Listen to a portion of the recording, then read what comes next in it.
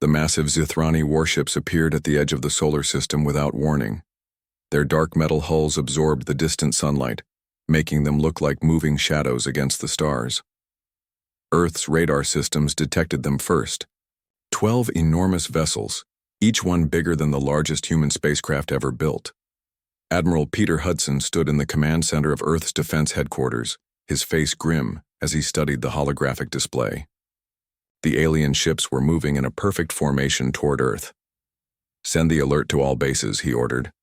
"I want every ship we have in defensive positions within the hour." Across the solar system, military bases erupted into activity. Pilots rushed to their spacecraft, engineers powered up weapon systems, and commanders briefed their crews. This was not a drill.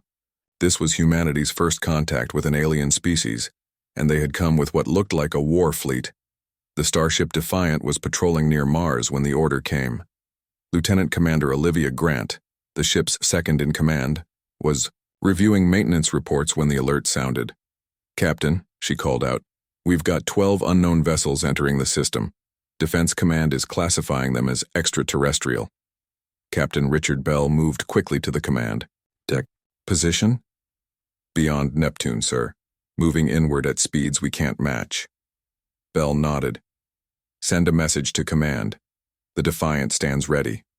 Within moments, the Admiral's orders arrived. The Defiant was to attempt first contact. As the ship's communications officer, Olivia was tasked with leading the effort. "Broadcast on all frequencies," she instructed. "Use the first contact protocol messages."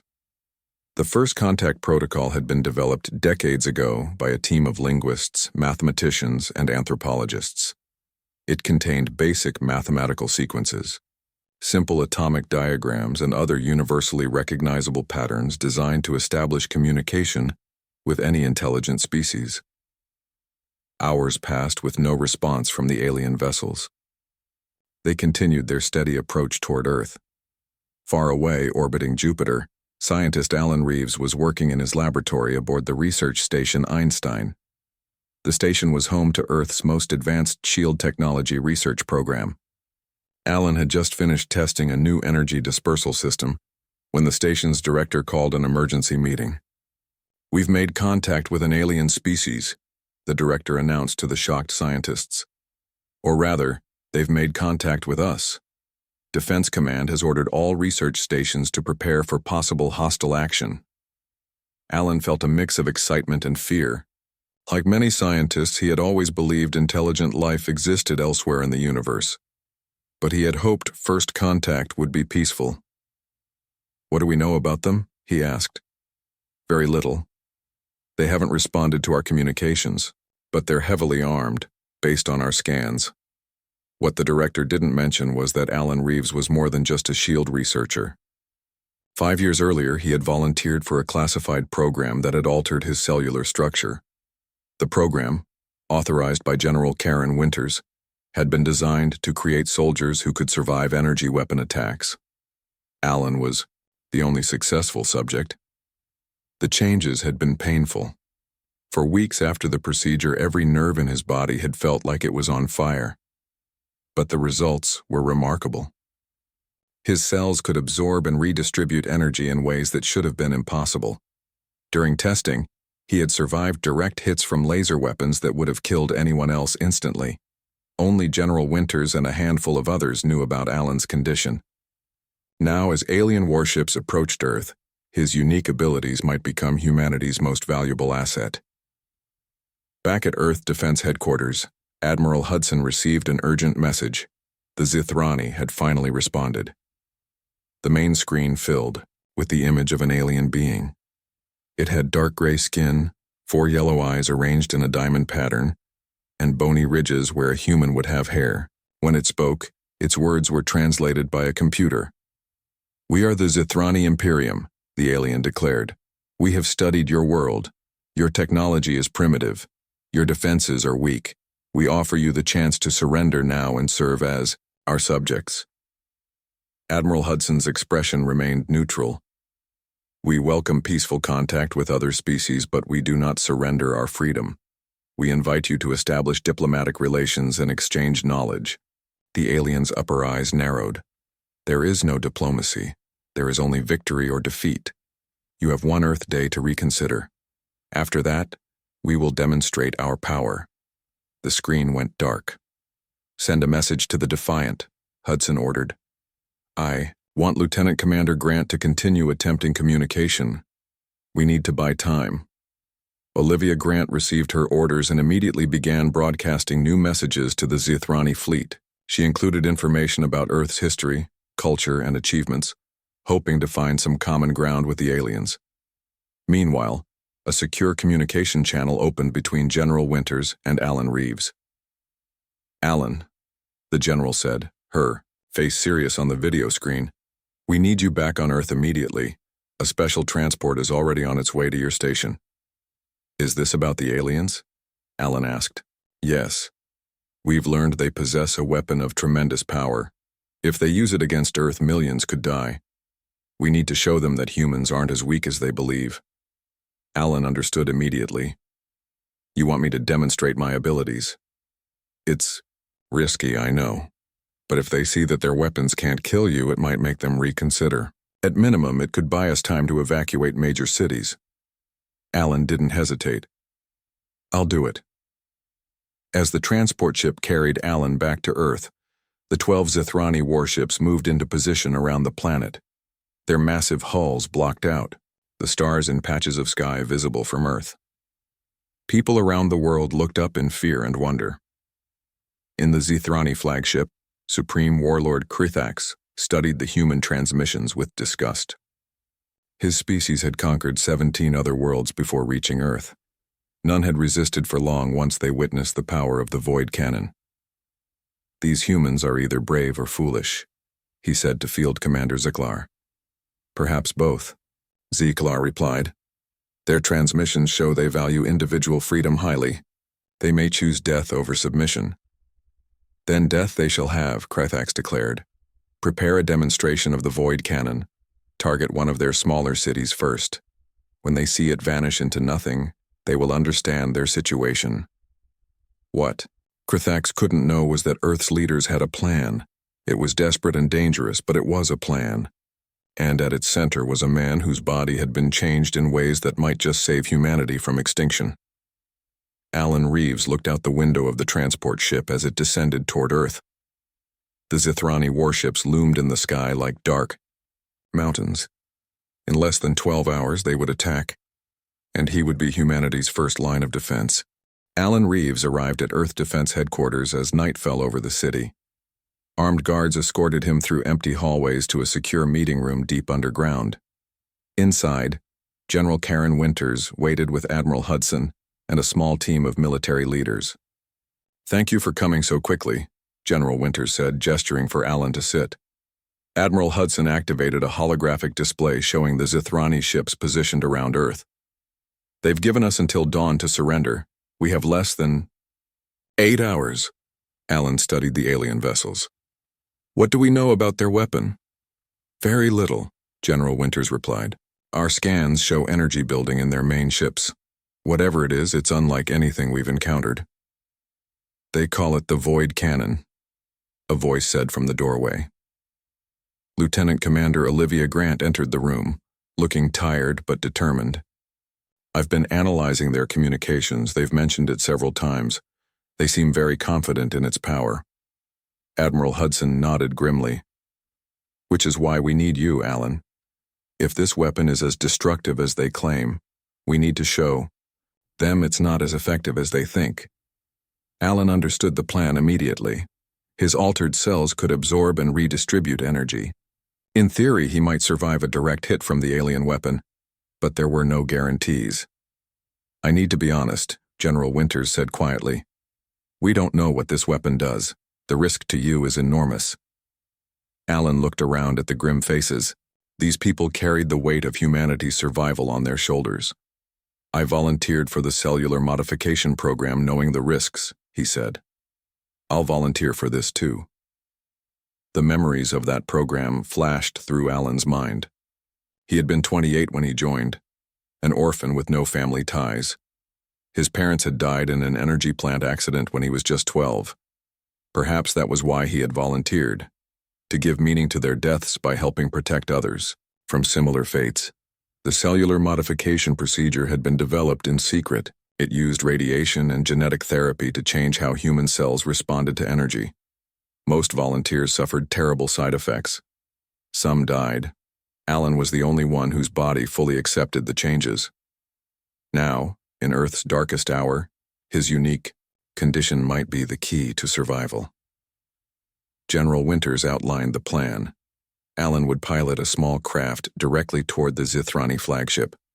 The goal was to provoke them into using their weapon against a seemingly insignificant target. If Alan survived, it would send a powerful message. "We need to show them that humans aren't as weak as they believe," Admiral Hudson explained. "It might give us leverage in negotiations." As the meeting ended, Alan requested access to a communications terminal. If there was a chance he wouldn't return, there were messages he needed to record. In a private room, he sat before a screen and began his first message.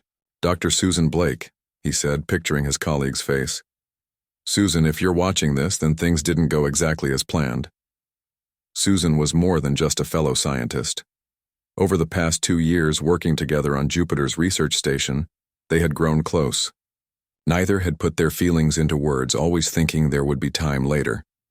Alan recorded brief messages for his other friends, then a final one with instructions for General Winters about his research. As he finished, there was a knock. On the door, Lieutenant Commander Grant stood in the hallway. "They're ready for your final briefing," she said. Meanwhile, aboard the Zithrani flagship, Supreme Warlord Krithax prepared for the coming attack. "The humans continue to refuse our demands," he told his assembled commanders. "Tomorrow we will show them the futility of resistance." Field Commander Zakalar studied the tactical displays. "Which target have you selected, Supreme Warlord?" "Their military base near the ocean they call Pacific," Krithax replied. "It houses many of their weapons. When it vanishes, they will understand their situation better." Zakalar had studied the human transmissions carefully. Unlike Krithax, he found these creatures fascinating. "These humans value individual lives highly," he observed. "They may not surrender even after a demonstration." Krithax made a sound that might have been laughter. "All species say they will fight to the end. None do once they witness the void cannon. 17 worlds have fallen before us. Earth will be the 18th. Back on Earth, dawn approached. Alan sat in the cockpit of a small, single-pilot craft. Technicians made final adjustments to the ship's systems. Dr. Susan Blake had arrived on an emergency transport from Jupiter. She rushed into the hangar, her face pale with worry. "Alan," she called out. "They just told me what you're doing." He climbed down from the cockpit to meet her. "Susan, I'm glad you're here." "This is insane," she said, her voice shaking. "Even with your cellular modifications, you can't possibly survive their most powerful weapon." Alan took her hands in his. "The modifications have never been fully tested. This is as good a time as any." "That's not funny," she said, tears forming in her eyes. "No, but if this works, it might save millions of lives." He looked into her eyes. "Including yours." Susan pulled him close and kissed him. "Come back," she whispered. "We have too much left unsaid." Across the hangar, General Winters watched the exchange with mixed emotions. She had authorized the program that had changed Alan. If he died today, that responsibility would be hers to bear. Admiral Hudson approached her. "The Zithrani ships are powering up weapons systems. It's time." Alan's small ship launched as the first light of dawn broke over the horizon. He flew straight up, past clouds, and into the blackness of space. Earth grew smaller behind him as he headed toward the massive Zithrani flagship. Lieutenant Commander Grant maintained an open communication channel from Defense Headquarters. "All Earth forces are standing by," she reported. "The Zithrani haven't responded to our hails." On the main view screen, they watched Alan's tiny ship approach the alien vessel. It looked like a moth flying toward a mountain. Supreme Warlord Krithax was alerted to the approaching human craft. "A single ship?" he said in disbelief. "They send one small vessel against our fleet?" "Perhaps it carries a message of surrender," suggested one commander. Field Commander Zaklar wasn't convinced. Or it could be a trick. Krithax studied the human ship. It was too small to carry any weapon that could threaten them. But its direct approach was an insult that could not be ignored. "Target that ship with the void cannon," he ordered. "Supreme Warlord," Zikalar objected. "Using our most powerful weapon against such a small target seems—" "Do it," Krithax commanded. "Let them see their champion turned to nothing. It will break their spirit before we destroy their military base." Inside, his small ship Alan watched as the front of the Zithrani flagship began to glow with purple light. Energy readings on his instruments went off the scale. "They're targeting you." Lieutenant Commander Grant's voice came through his headset. "Alan, there's still time to abort." Alan tightened his grip on the controls. "Negative. Maintaining course." The purple glow brightened, becoming almost too brilliant to look at. Alan felt strange calmness wash over him. "Tell Susan," he began, but never finished his sentence. The void cannon fired. A blinding purple light erupted from the Zithrani flagship. It shot across space like a beam of pure darkness, somehow both black and brilliant at the same time. The beam engulfed Alan's small ship completely. In Earth Defense Headquarters, screens went white with energy readings, communication systems overloaded. People shielded their eyes from the brightness of the monitors. "What's happening?" Admiral Hudson demanded. The technical officer shook his head. "The energy levels are off the charts. We've lost all contact with Alan's ship." Dr. Susan Blake gripped the edge of a console, her knuckles white. "Alan," she whispered. Lieutenant Commander Grant stared at her screens. "The void cannon is still firing. It's like nothing I've ever seen." For 30 seconds that felt like eternity, the purple beam continued. Then, suddenly, it stopped. Screens flickered back to normal. Communication systems reset. "Get me a visual," Admiral Hudson ordered. The main screen showed empty space where Alan's ship had been. No debris, no radiation signature, nothing. It was as if the ship had never existed. Supreme Warlord Krithax watched with satisfaction as the void cannon completed its firing sequence. The tiny human vessel had disappeared completely, as expected. The void cannon didn't just destroy targets. It erased them from existence, breaking apart the very atoms and scattering them across dimensions. "Send a message to Earth," Krithax ordered. "Tell them that was merely a demonstration. Their military base is next unless they surrender immediately." Field Commander Zeklar moved to obey, but stopped suddenly. "Supreme Warlord," he said, his voice uncertain. "There's something still there." "Impossible," Krithax snapped. "Nothing survives the void cannon." "See for yourself," Zaklar said, enhancing the image on the main viewer. Where the human ship had been, a small figure floated in space. The ship itself was gone, but its pilot remained. Back in Earth Defense Headquarters, gasps filled the command center as their own screens showed the same impossible sight. "Is that Alan?" Lieutenant Commander Grant asked. The image zoomed in. It was indeed Alan Reeves floating in space. His ship had been completely disintegrated. His spacesuit was mostly gone too, with only parts of it still clinging to his body.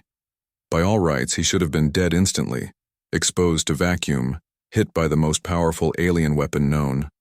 But he was alive. More than alive. As they watched in stunned silence, a sound came through the communication system. It started low, then grew in volume. Alan was laughing. The sound echoed through Earth Defense Headquarters. It bounced through the Zithrani command ship. It was picked up by communication systems across Earth. A human laugh in the emptiness of space after being hit by a weapon that had destroyed 17 civilizations. "What's happening to him?" Dr. Blake asked, medical training taking over, from shock.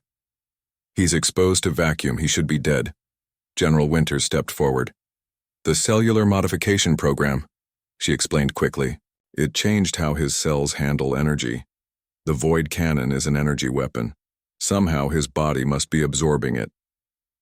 Aboard the Zithrani flagship, chaos erupted. Officers shouted over each other. Subordinates cowered. Krithax roared for silence. "Target. Him again," the Supreme Warlord commanded. Full power! The void cannon needs time to recharge, an officer reported fearfully. At least 1 hour. Then use all other weapons, Krethax ordered. Destroy that human. Smaller energy weapons began firing from the Zithrani ship. Beams of red and green light shot toward Alan's floating form. Each one hit him directly. Each one seemed to be absorbed into his body. And still, the laughter continued. We need to bring him back, Admiral Hudson said. Send a rescue ship immediately. No ship can get close with all that weapons fire, Lieutenant Commander Grant objected. We have to try, Dr. Blake insisted. Even with his modifications, he can't survive in space indefinitely. In space, Alan was having the strangest experience of his life. He should have been terrified. His ship was gone. His spacesuit was in tatters. He was floating in vacuum, but he felt no fear, no pain. Instead, he felt energy coursing through his body like electricity. It filled every cell, making him feel more alive than he had ever felt. The void cannon had done something to him. Something unexpected. Instead of destroying him, it had transformed him. He laughed not from humor, but from the pure joy of survival, from feeling a power he couldn't begin to understand. The smaller weapons hit him repeatedly. Each impact added to the energy building inside him. He couldn't control it, couldn't contain it. His body began to glow with the same purple light that had engulfed him. Field Commander Zakalar watched with growing concern. Supreme Warlord, our weapons appear to be making him stronger. I recommend we cease fire immediately. Krethax smashed his fist against his command chair. Impossible. No living being can absorb the void cannon. It violates the laws of physics. Yet, we are witnessing it, Zakalar replied calmly. This changes everything we thought we knew about humans. On Earth, scientists and military leaders were reaching the same conclusion. Whatever the void cannon had done to Alan, it had changed the balance of power. We need to understand what's happening to him, General Winter said. If his modifications allowed him to survive the void cannon, could we replicate the effect? For others? One step at a time, Admiral Hudson cautioned. First, we need to get him back. A small rescue ship launched from Earth's orbital station. It approached carefully, avoiding the continued weapons fire from the Zithrani vessels. As it neared Alan, the pilot reported something strange. He's glowing, sir. And the energy readings are off the charts. I'm not sure we can safely bring him aboard. In the vacuum of space, Alan felt the energy building to a critical point. He couldn't contain it much longer. He saw the rescue ship approaching and somehow knew that if they came too close, the energy might destroy them. With a tremendous mental effort, he focused on the energy inside him. He had spent years studying energy dispersal systems. Now he tried to apply that knowledge to his own body. The purple glow around him intensified. Then, with a flash visible from Earth and the Zithrani ships alike, the energy burst outward from him in a perfect sphere. It expanded rapidly, engulfing the nearest Zithrani vessel before dissipating into space. The alien ship's systems failed, instantly. It drifted, powerless and dark. What just happened? Lieutenant Commander Grant asked, staring at her screens. EMP effect, a technical officer suggested. The energy he released knocked out their systems. Krethax watched in disbelief as one of his warships drifted helplessly. What are these humans? He demanded of no one in particular. Field Commander Zakalar studied the readings carefully. Something we have never encountered before, he said, quietly. Something that changes everything. The rescue ship cautiously approached Alan again. This time the glow around him had faded. He hung motionless in space, seemingly unconscious but still alive. We have him, the pilot reported as they brought Alan aboard. Returning to Earth immediately. Dr. Susan Blake rushed to the landing pad as the rescue ship returned. Medical teams stood ready with specialized equipment. No one knew what condition Alan would be in, or whether the strange energy that had saved him might have other effects. As the ship's hatch opened, Susan held her breath. What emerged was both Alan and not Alan. He walked on his own power, but his skin had a faint purple tinge. His eyes, when he opened them, glowed slightly in the same hue. He looked directly at Susan and smiled. Then he spoke the first words, since, surviving the impossible. They have no idea what they've started, he said, his voice normal despite everything. And neither do we. Medical teams rushed Alan to a special containment room in the research wing of Earth Defense Headquarters. Doctors and scientists surrounded him, taking readings and samples while keeping a safe distance from the faint purple glow that still surrounded his body. Dr. Susan Blake led the medical team. Despite her worry, she maintained a professional demeanor as she examined the readings. His cellular structure has changed even more than before, she reported to General Winters. The energy from the void cannon seems to have accelerated the modifications. Alan sat calmly on an examination table. He felt strange, powerful but not entirely in control. Energy coursed through his body like blood through veins. "Can you tell what's happening to me?" he asked. "Your cells are absorbing and storing energy, in ways we've never seen before," Susan explained. "It's like the void cannon amplified your existing modifications." In the main command center, Admiral Hudson and Lieutenant Commander Grant monitored the Zithrani fleet. The ship Alan had disabled drifted lifelessly, but the other 11 vessels had formed a defensive circle. "They've stopped their countdown," Lieutenant Commander Grant reported. "No more threats about attacking our military bases." "They're reassessing," Admiral Hudson said. "One human survived their most powerful weapon. It changes their calculations." On the Zithrani flagship, Supreme Warlord Krathax faced the first real crisis of his command. His officers waited in terrified silence as he paced the bridge. 17 worlds, he muttered. 17 species. None survived the void cannon. How did this human do it? Field Commander Zeklar studied the sensor readings carefully.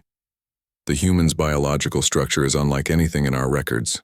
When struck by the void cannon, instead of breaking apart, his cells somehow absorb the energy. "Is it possible all humans share this ability?" another officer asked fearfully. Krathax slammed his fist down. "Impossible. It must be an anomaly. One human with a genetic mutation." "Even so," Zeklar said thoughtfully, "one is enough to change our strategy. The void cannon will recharge in 30 minutes. But if we fire it at Earth as planned, they might have more like him ready to absorb the energy." Krathax faced a decision. No Zithrani commander had faced in generations the possibility of defeat. Their empire had expanded through fear of the unstoppable void cannon. "If word spread that humans could survive it, send a message to the homeworld," Krathax ordered. "Request reinforcements." Back on Earth, Alan underwent extensive testing. Scientists discovered that the energy in his cells was gradually stabilizing. The purple glow faded until it was barely visible, though his eyes still shimmered with an inner light. "How do you feel?" Susan asked him during a quiet moment between tests. "Powerful," Alan admitted, "but also frightened. I don't know what I'm becoming." Susan placed her hand on his. Despite the energy contained within him, her touch felt normal, human. "Whatever happens, we'll figure it out together." In another room, General Winters met with a team of scientists. "Can we replicate this?" she asked bluntly. "Can we modify other volunteers to withstand the void cannon?" The lead scientist shook his head. "Not quickly. Alan's original modifications took years to develop, and even then, he was the only successful subject out of dozens. What happened when he absorbed the void cannon's energy was completely unexpected." "So he's our only defense," General Winters concluded. "For now, yes." "Admiral." Hudson called an emergency meeting of Earth's Defense Council. Representatives from major nations gathered virtually as he explained the situation.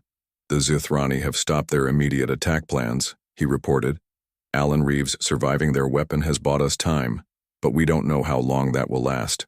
"What are our options?" asked the representative from Europe. Lieutenant Commander Grant stepped forward. "I've been studying their communications patterns. The Zithrani value strength above all else. They've never encountered resistance to their void cannon before. It's shaken their confidence." "You're suggesting we use psychological warfare," the Asian representative observed. "Exactly," Grant nodded. We need to let them see Alan again, show them that humans aren't as weak as they thought. That's risky, Admiral Hudson cautioned. If they capture him, they could study his cellular structure, possibly find a way to counter it. The discussion continued until General Winters entered with Alan beside her. The purple glow around him had faded further, but there was something different about him now. A quiet confidence, an inner strength. I want to speak to them, Alan said simply. I want to challenge their leader directly. The council fell silent. Finally, Admiral Hudson asked, Why? Because they need to understand that humans won't be conquered easily, Alan replied. They've relied on fear for too long. I want to show them what courage looks like. Meanwhile, aboard the disabled Zithrani vessel, something unexpected was happening. Field Commander Ziklar had taken a shuttle to inspect the damage. As he moved, through darkened corridors, he found something that disturbed him deeply. The ship's warrior crew, members of a species bred for battle for countless generations, were afraid. Not just concerned or cautious, but experiencing deep, primal fear. The kind of fear the Zithrani usually inspired in others. The humans survived the void cannon, one officer whispered to Ziklar. Nothing survives the void cannon. What are these creatures? Ziklar had no answer, but as he returned to the flagship, he began to question beliefs he had held his entire life. The Zithrani expanded their empire because it was their right as the strongest species. But what if they weren't the strongest anymore? On Earth, Alan, prepared to address the Zithrani. He stood before a transmission array as technicians made final adjustments. Are you sure about this? Susan asked him. No, Alan admitted with a small smile. But sometimes you have to take risks. Lieutenant Commander Grant activated the transmission. Broadcasting on all frequencies, they'll receive this across their fleet. Alan looked directly into the camera. The faint purple glow in his eyes intensified slightly as he began to speak. Name is Alan Reeves. I am a human of Earth. You tried to destroy me with your void cannon. You failed. I'm still here. In the Zithrani flagship, Kruthax watched the transmission with growing rage. The human stood there, alive, seemingly unharmed, addressing them as equals. You have conquered other worlds through fear, Alan continued. That won't work here. Humans don't fear the unknown. We explore it. We don't surrender to superior force. We find ways to overcome it. Kruthax snarled at the screen. This human dares to challenge us? I challenge your supreme warlord, Alan said, as if hearing Kruthax's words. Face me directly, one warrior to another, or are the mighty Zithrani afraid of a single human? The transmission ended. On the bridge of the flagship, stunned silence followed. He challenges you personally, Ziklar observed quietly. According to our traditions, you must respond. Kruthax knew this was true. The Zithrani code of warfare was clear. A direct challenge must be answered, or honor was lost. And, without honor, a warlord had no right to command. Prepare my combat armor, Kruthax ordered. I will destroy this human myself. As word of the challenge spread through Earth's defense forces, reactions were mixed. Many saw it as a brilliant strategy. Keeping the conflict between Alan and Kruthax might prevent a full-scale war. Others worried about risking their only defense against the void cannon. Alan underwent final tests as he prepared for the confrontation. His energy levels had stabilized, but no one could predict how he would fare in direct combat against a Zithrani warrior. The Supreme Warlord has accepted your challenge, Lieutenant Commander Grant informed him. They're sending coordinates for neutral ground, a small space station orbiting the moon. Alan nodded. Then that's where I'll go. Susan caught him alone before he departed. This is insane, she said. You barely understand your new abilities. The Zithrani are a warrior species. Alan took her hands in his. Sometimes the greatest weapon isn't physical strength, he said. It's the willingness to stand up when everyone expects you to fall. As Alan boarded the ship that would take him to the confrontation, Earth held its breath. Their fate rested on the shoulders of one man who had laughed in the face of the most powerful weapon in the galaxy. The small space station orbiting the moon had been abandoned years ago. Now it served as neutral ground for a confrontation that would determine Earth's fate. Alan's ship docked at one airlock while the Zithrani shuttle connected to another on the opposite side. Lieutenant Commander Grant had accompanied Alan as Earth's official witness. "Remember," she said quietly, "this isn't just about winning a fight. It's about showing them who we are." Alan nodded. The strange energy from the void cannon still flowed through him, more controlled now, but no less powerful. He hadn't chosen this role, but he would do everything possible to protect his planet. They entered the station's central chamber, a large circular room that had once been used for scientific experiments. The air was thin but breathable. Gravity generators still functioned at partial strength, making movement easier than in full Earth gravity. The door on the opposite side opened. Supreme Warlord Krithax entered, towering nearly 9 feet tall. His gray skin was covered with intricate armor made of a metal unlike anything on Earth. Field Commander Zaklar followed behind him, carrying ceremonial weapons. Krithax studied Alan with his 4 yellow eyes. "This is the human who survived the void cannon," he said, his voice deep and harsh. "You are smaller than I expected." "Size isn't everything," Alan replied calmly. Krithax made a sound that might have been laughter. "In combat, little human, size is a great advantage." He turned to Zaklar. "Explain the terms." Field Commander Zaklar stepped forward. "By Zithrani tradition, this is a challenge of leadership. The victor earns the right to determine the fate of the defeated's people." He placed several weapons on a table between them. "The challenged party may select the weapons." Krithax pointed to a pair of energy blades. "We will use these. They are simple enough even for a human to understand." Alan looked at the weapons. They were similar to swords, but with blades made of pure energy that could cut through almost any material. "Agreed," he said. Lieutenant Commander Grant watched anxiously. She had argued against this plan, believing it too risky. If Alan fell, Earth would lose its only defense against the void cannon. But Alan had insisted this was the only way to avoid full-scale war. Krithax took one of the energy blades. It looked small in his massive hand. "I have led 17 successful conquests," he said. "I have never been defeated in personal combat." Alan picked up the other blade. It felt strange in his hand, but as he gripped it, he felt the energy inside him respond to the weapon's power. "There's a first time for everything," he said. Back on Earth, millions watched the confrontation through Lieutenant Commander Grant's video feed. In the command center, Admiral Hudson and General Winters stood side by side. Dr. Susan Blake gripped the edge of a console, her eyes never leaving the screen. "He doesn't have combat training," General Winters said quietly. "The Zithrani are a warrior species." "He has something better," Admiral Hudson replied. "He has something worth fighting for." On the station, Krithax attacked without warning. His blade swung in a deadly arc toward Alan's head. Alan reacted with speed he didn't know he possessed, raising his own weapon to block. The energy blades clashed with a shower of sparks. Krithax pressed his advantage, driving Alan backward with powerful strikes.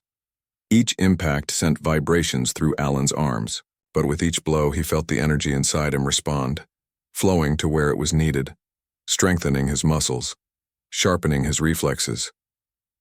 "You are weak," Krithax taunted as he forced Alan against a wall. "Like all your kind."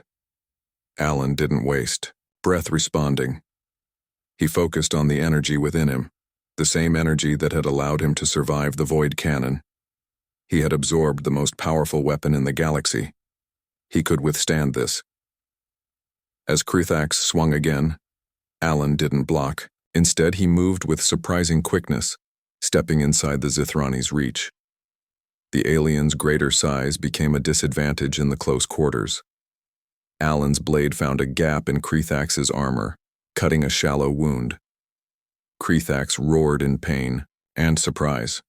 Dark fluid seeped from the cut. "First blood to the human," Field Commander Zikalar announced formally. The Supreme Warlord's attacks grew more furious. His blade moved so quickly it became a blur of light.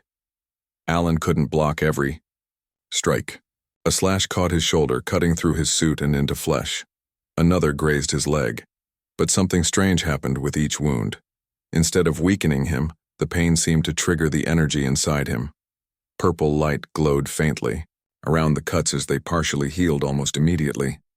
Krithak saw this and hesitated. "What are you?" he demanded. Alan didn't know how to answer.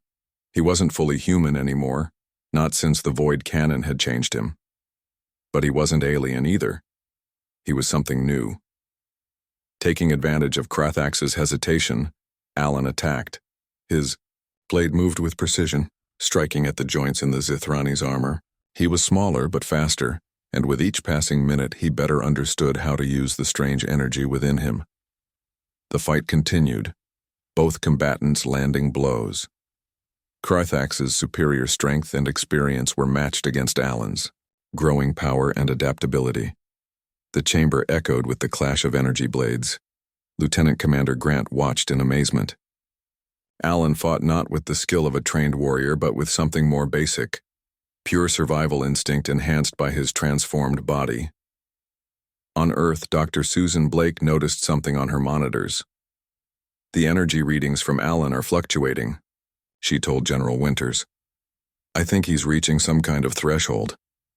In the space station, Alan felt it too. The power inside him was building, similar to what had happened after the void cannon struck him.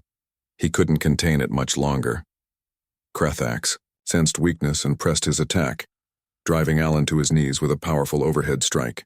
"Your resistance ends here," the Supreme Warlord declared, raising his blade for a final blow. In that moment, Alan stopped fighting the energy and instead embraced it fully. Purple light erupted from his body in waves. His eyes glowed like twin stars. The energy blade in his hand seemed to merge with the power flowing through him. He rose to his feet as Krathak's blade descended. Instead of blocking, Alan caught the energy blade with his bare hand. The weapon sputtered and died. Krathak staggered back in shock.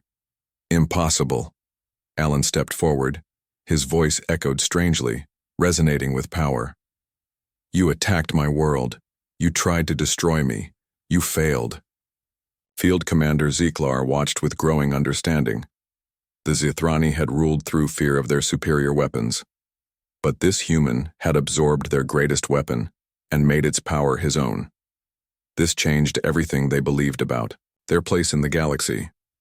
"Supreme Warlord," Zeklar said formally, "the human has disarmed you. By our traditions, the combat is decided." Krathak roared in defiance and lunged at Alan with his bare hands.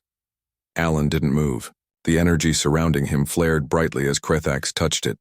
The Supreme Warlord collapsed to the floor, conscious but unable to move. "It is finished," Alan said simply. Lieutenant Commander Grant stepped forward. "By the terms of this challenge, Earth's fate is now yours to decide, Alan Reeves." Alan looked at the fallen Krathak, then at Zeklar. "The Zithrani will leave our solar system," he declared. "They will never again threaten Earth. In return, we will not pursue them." Zeklar bowed his head. "It shall be as you say." 2 days later, Alan stood at a window in Earth Defense Headquarters watching as the Zithrani ships moved away from Earth. The vessel he had disabled had been repaired enough for space travel. Soon they would be gone. Dr. Susan Blake joined him at the window. "How do you feel?" she asked. "Different," Alan admitted. "The energy is stable now, but it's still there. I don't think I'll ever be the same." "None of us will," Susan said. "We know we're not alone in the universe now, and we know we can defend ourselves." Alan smiled. Maybe that's what they needed to learn too, that not everything can be conquered by force. As the last Zithrani ship disappeared from view, Alan felt a strange mix of relief and uncertainty. The immediate danger had passed, but his journey was just beginning.